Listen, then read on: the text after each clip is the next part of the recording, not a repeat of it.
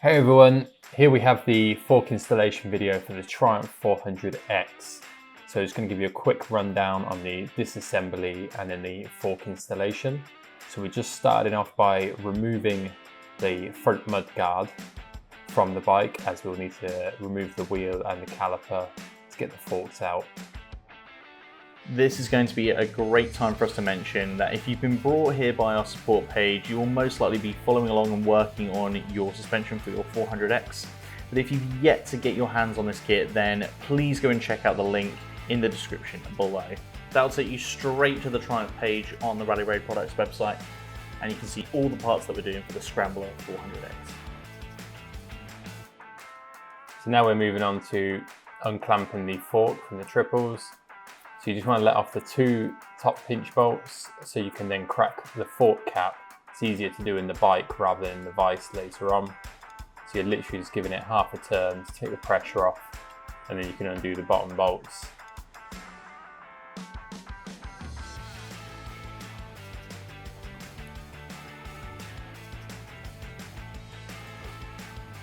Now you can undo the indicator, and then we'll move on to the bottom pinch bolts.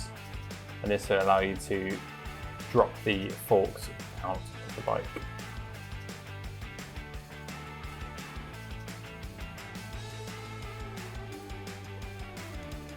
So first we're going to remove the cap from the bike. It's advised that you use a plastic spanner. You can usually buy these from places like K-Tech. It just helps protect the anodizing on the fork components.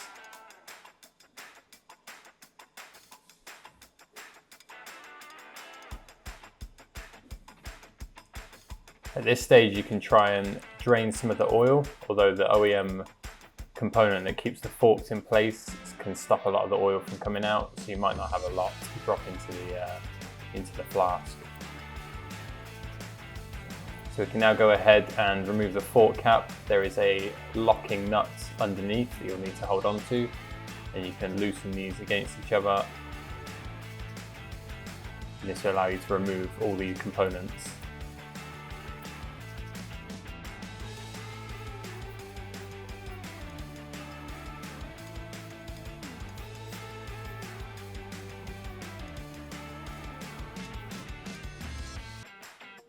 We now have to remove the retaining nut. You need to use a heat gun for this, as there is Loctite around the threads of the nut, which make it very difficult to remove.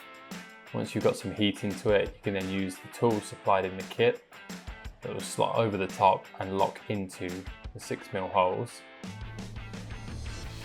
So something we found from some of the installations that we've done here is that you'll need to make sure that you fully tap down our socket to make sure both pins are fully engaged before attempting to remove the OEM nut. We've also encountered that some of the fork legs that we've installed here at the workshop have had an excess amount of Loctite.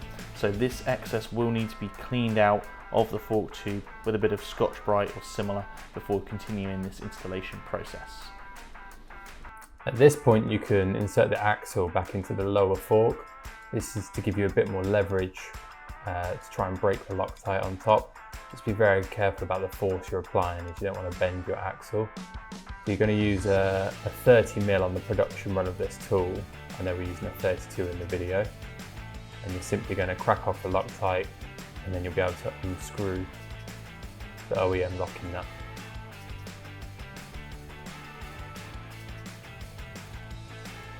At this point the whole assembly can come out. There will be a level of oil that will probably come out with it, so just be wary of this. And now you can drain the remainder of the oil that didn't come out.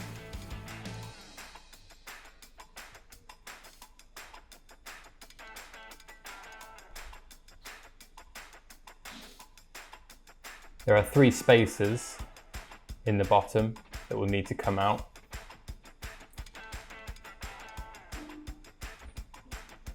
And also the spring. For installing our kit, firstly you're going to insert the O-ring. You can do this by placing it over the top of the cartridge and trying to work it down. If not, you can just drop it in the bottom and then push it down later on.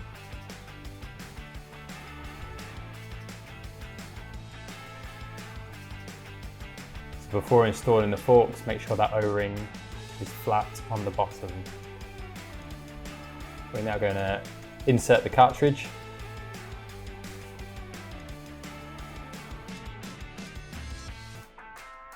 Followed by the spacer tube.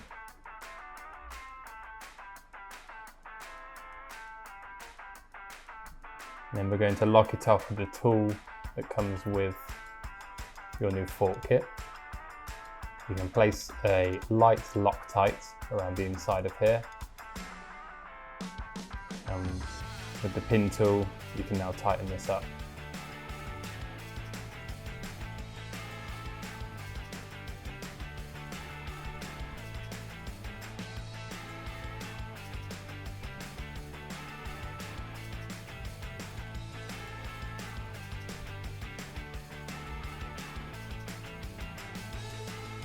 So at this point, we're now going to fill the cartridge up with the new oil you've received in your kit.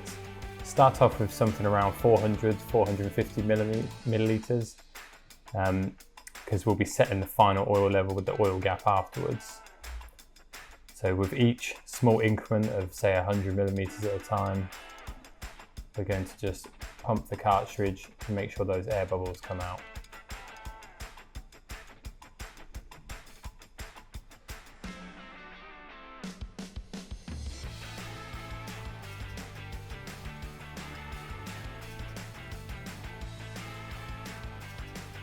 So you should be repeating this process until there are no sudden movements in the stroke of the cartridge. It should be smooth all the way through.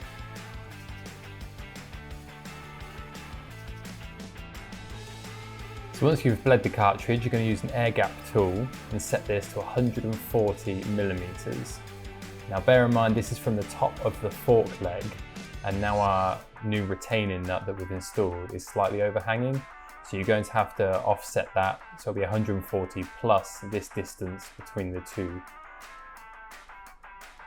When you insert the tool, you should have your oil level slightly above the tip of the tool. If not, just top it up. And then when you pull on the syringe, it will make sure it drains the oil down to the 140 millimeters. You can do this with a ruler, but it's a little bit harder because you're having to do it by eye. So before extending the cartridge, we're just going to go through the assembly process. So first will be the spring, and then there are two spacers. One is a locating spacer, which has a shoulder, and this will sit inside the spring. The second is the preload spacer, which does have a drilled hole that will need to be at the top of the assembly. So when it comes to assembling the fork, first you need to extend the cartridge and lock it in place using something like an Allen key. There are drilled holes inside of the spring guide, and this will allow you to wind the spring down and keep those threads above the spring.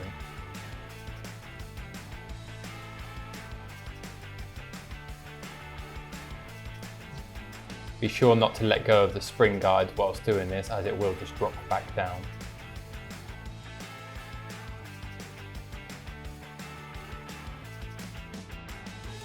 So remember, you need the drilled hole at the top. So we have the spring, locating washer, and the preload spacer.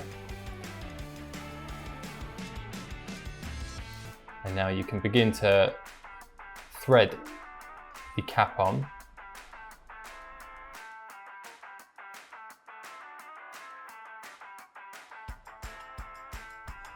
So once everything's secured in place, you can use a 17mm spanner. And we are going to pull down the assembly below the cap and lock the spanner onto the retaining nut at the top of the spring guide.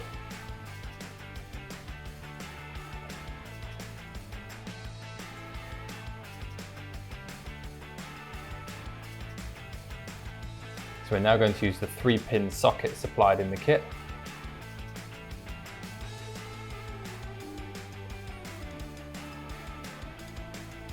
And this will allow you to tighten the fork cap against the spanner.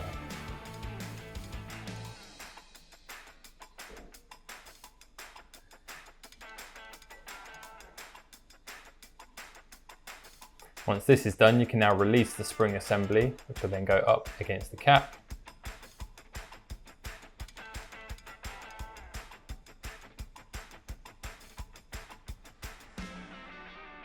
And bring the outer tube up to the fork cap and just screw it on by hand. You can nip this up once it's back in the fork leg, the same way we did with the OEM fork cap.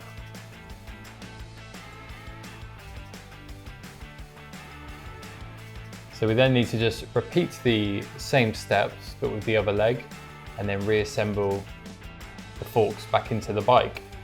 I hope this guide was helpful. If you have any more questions, be sure to send your queries over to info@rallyrayproducts.co.uk. Thanks for watching.